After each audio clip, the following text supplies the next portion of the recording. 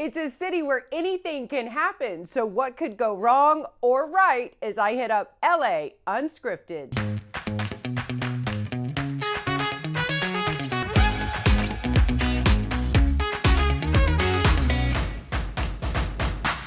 Known for its glitz and glamour, beautiful beaches, cultural attractions, and diverse population, there is no place like Southern California. Hi everyone, I'm Dana Devin, and did you know LA is home to the largest historic theater district on the National Register of Historic Places? And now in this LA Revealed, we have your VIP ticket to the Fountain Theater.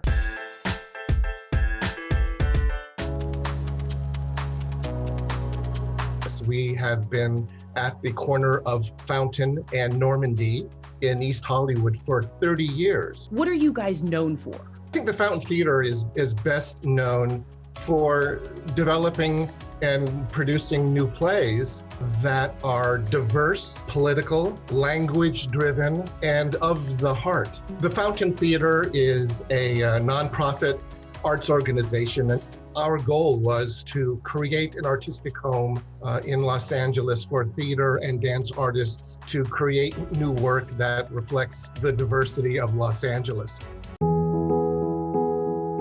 2020 was supposed to be our greatest year ever.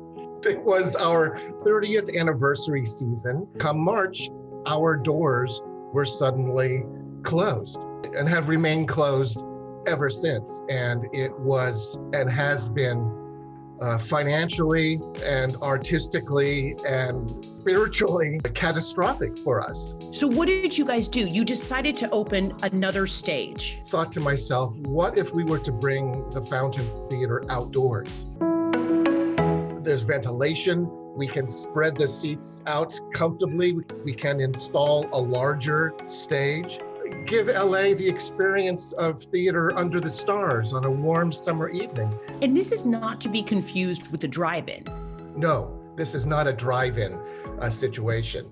This is going to be an outdoor venue where you walk into the area and you'll be brought to a seat. You're sitting in a chair with someone in your pod. It'll be like a smaller version of, say, the Ford Amphitheater or the Hollywood Bowl. So when do you think we could expect like the first play? We are targeting we're hoping April, May, June, spring, early summer. Hopefully, once this pandemic is over, every summer we can bring the stage back out, reassemble it, and have some kind of outdoor programming every summer at the Fountain Theater. I think all of us are just overwhelmed with excitement at the possibility of actually presenting theater again. Bravo, Fountain Theater. And their productions have won hundreds of awards for performance and design.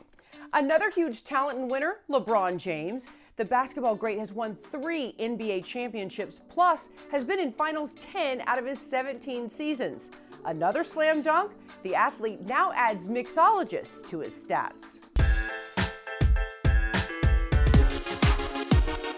LeBron James is a backer. What was it about Lobos 1707 that made him want to jump in? We just known each other through common friends, and he's a tequila drinker, and he knew that I was doing a tequila, and he tried it, and he said, "Do you actually want to hear exactly what I told Diego when I told him? The safer? Okay, because there might be some kids here in this interview. I told him it was the best tequila that I ever had in my life. And then after that, he's like, why don't we do this thing together? And we were aging our tequila, giving it a finish on a sherry cask barrel. It's gonna be smoother, it's gonna be softer in many ways without losing any of the soul of what a tequila is. So other brands that shall remain, nameless, they add sugar or caramel syrup or other things. We achieve a similar sort of high-end quality to it with just using natural, things that people have been using for 400 years. What mezcal really is and the difference between mezcal and tequila. The type of plant, both are agave. And the second, which is the biggest difference, is how it's cooked. So, once you get the agave, you take the leaves off. Tequila is, cooked in like a pressurized oven. So where the flames or the smoke doesn't touch the actual plant. Mezcal, it's done in this like pit in the ground And then the smoke is just cooked for 3 days. So that smoke really stays in the liquid and really stays on the pineapple. And in our case, because we do it in Oaxaca, which is this like volcano black sand, which is why the bottle is black. Can we make a cocktail? We're going to do a variation on a Paloma using the Lobos 1707 Mezcal.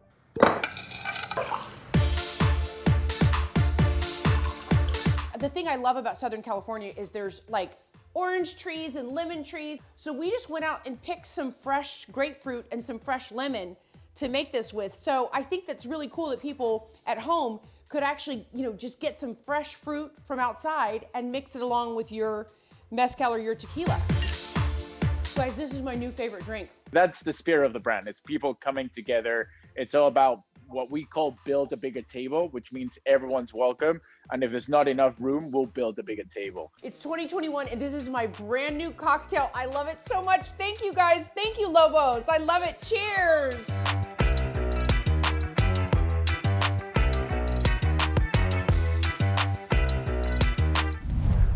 LeBron joins quite the A-list of celebrity alcohol owners. Michael Jordan has Sin Coro, also a tequila. No sour grapes for Cameron Diaz's vegan-friendly Avalon wine. Derek Jeter hit a home run with Bespoken Spirits. And Snoop puts his gin and juice on ice to team up with 19 Crimes wine for a toast. And more to toast. Coming up, classic milkshakes, burgers, and sundaes. A legendary Pasadena diner open and ready to serve. Then horrific news. Tips to color your tresses at home, and celebrating Black History Month. Doug Kolk with the deets. LA Unscripted, from our home to yours.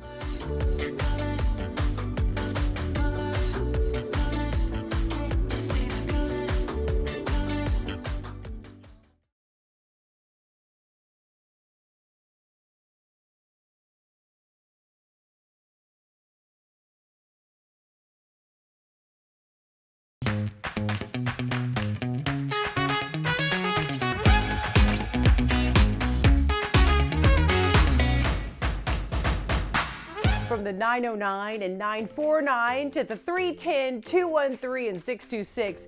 No matter where you live and what you're craving, Southern California has a very exciting food scene. Hi everyone, I'm Dana Devin, and now our Olivia De Bortoli makes reservations at Tuis, the classic Pasadena diner that recently got a makeover.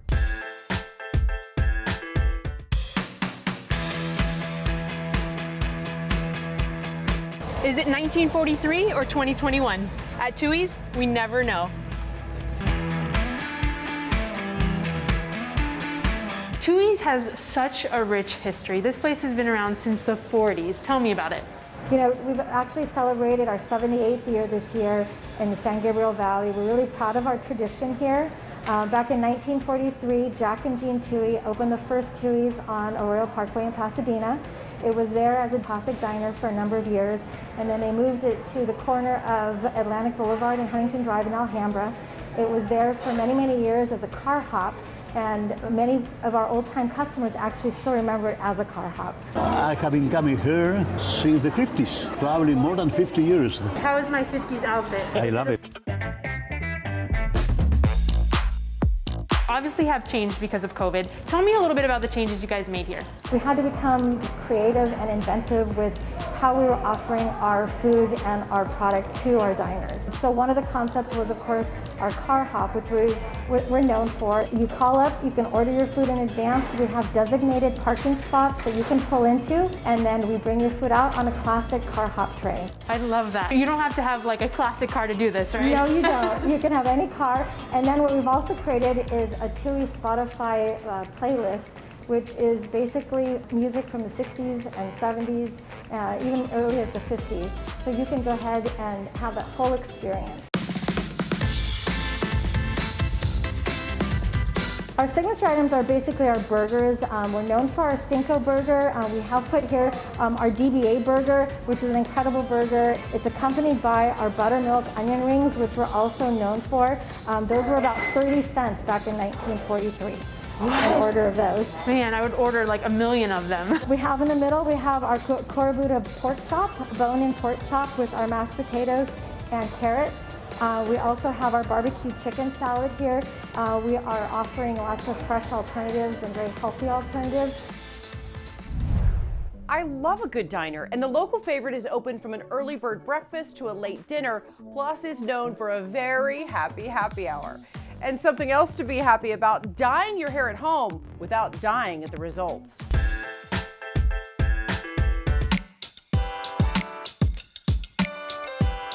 They say I'm the creator of the blonde.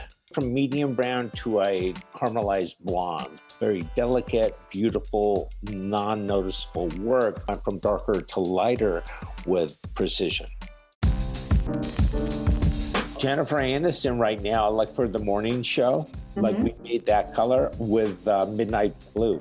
So we highlight it delicately, and then I use the midnight blue to pull the color into where it is right now for that show. I made sort of a hair makeup. These glosses are there to enhance hair color and preserve hair colors. My whole premise is to make color last from 4 to 8 weeks. It was never a shampoo that was delicate enough to maintain hair color the duration. So basically, the more you wash your hair, the quicker your color fades. I made a shampoo that doesn't lift hair color, so it cleans to the fullest, takes the oil out of the follicle, gives you an extra 2 or 3 days of clean hair. That's amazing to me. And then we made conditioners that work with it. I made a new oil added into the conditioners, but you're gonna find that is gonna be one of the most amazing conditioners you've ever used. We have a topical vitamin that goes onto the scalp. It's gonna absorb into the follicles and really give the hair the boost and the stimulus that it needs to be healthy. So thank you so much. The pandemic has caused a lot of bad hair days, don't I know? But we have more good coming up. Next, a local couple close to our KTLA hearts. Doug Kolk has the deets. And Jessica Holmes is heating up her California kitchen. LA Unscripted will be right back.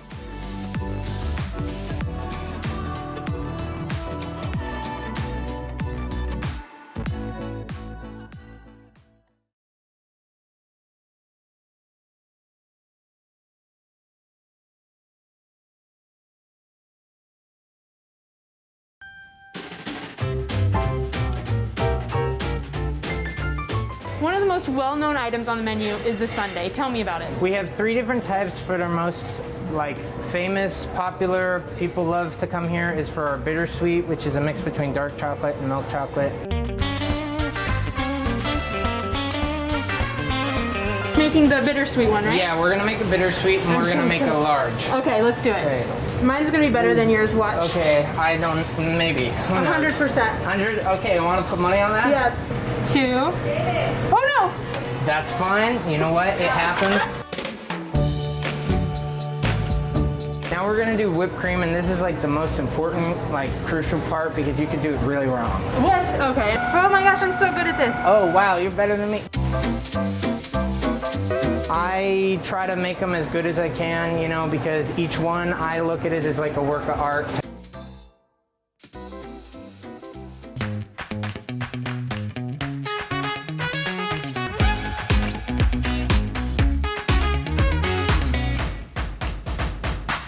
Tinseltown, the Southland, the city of sun and flowers.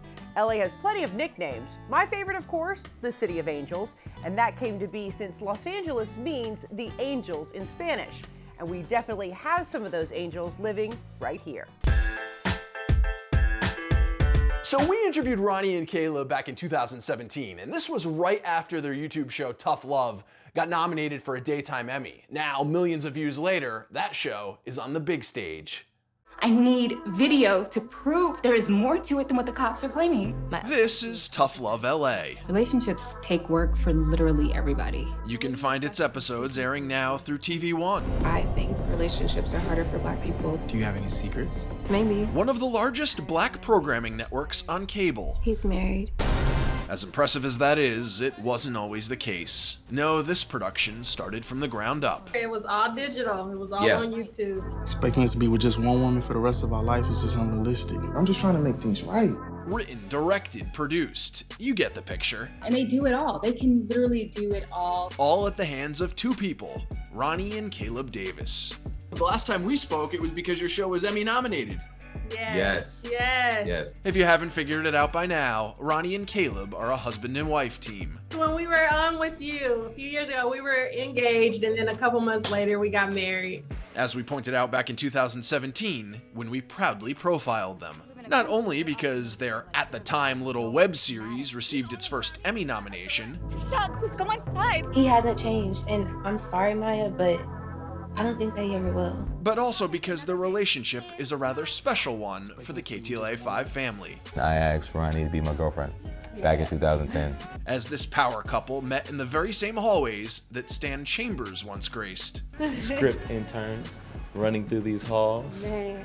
You know, we spend a lot of time here, early mornings, lots of fun. You two met there. 10 years later, look at the team you've developed. When we were at KTLA, we were just dating. We were like, we had crushes on each other.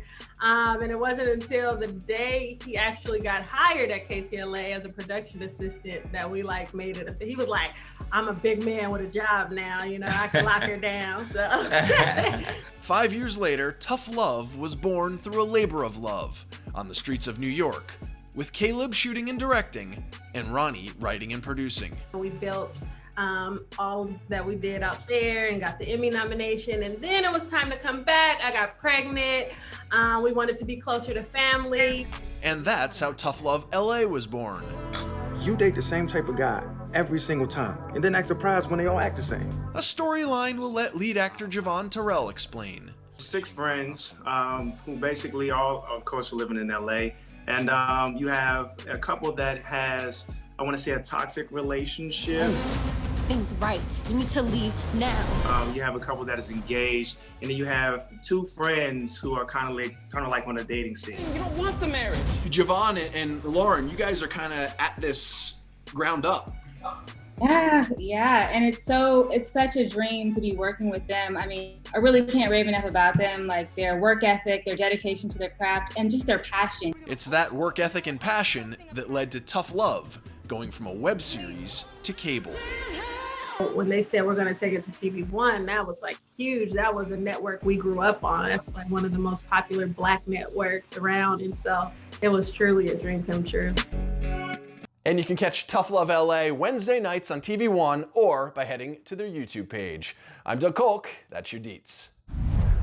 Aw, what a great story. And KTLA has so much history. Did you know in 2005, morning anchor Jessica Holmes actually won the audition, a reality-style competition to do weather on KTLA 5 News?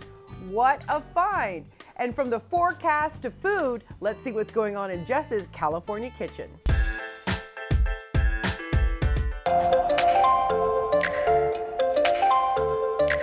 This time of year, citrus is so good, my favorite, the pink grapefruit. But then you try to think about how to use citrus when it comes to making dinner. And I made this salad. It's very light and kind of fresh, and normally flavors I wouldn't maybe put together. But I made it last year and I really liked it. So now I thought, let me add some shrimp to it and make it an actual meal. So to start with my fennel. And I'm gonna try to get my fennel shaved. And if you don't have that, that's okay. You just thinly slice your fennel. Fennel done. To that, I'm gonna add some citrus. And what I'm gonna do is start with my pink grapefruit, and I'm gonna cut all the rind off. And I'm gonna cut thin, pretty slices, like that. As thin as you can get them. I'm gonna throw them into the bowl. And do the orange.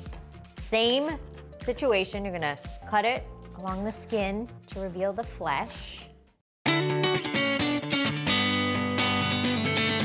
Now time for a little purple onion, red onion. Just a few, some avocado, a nice ripe avocado. And these colors I think are so pretty.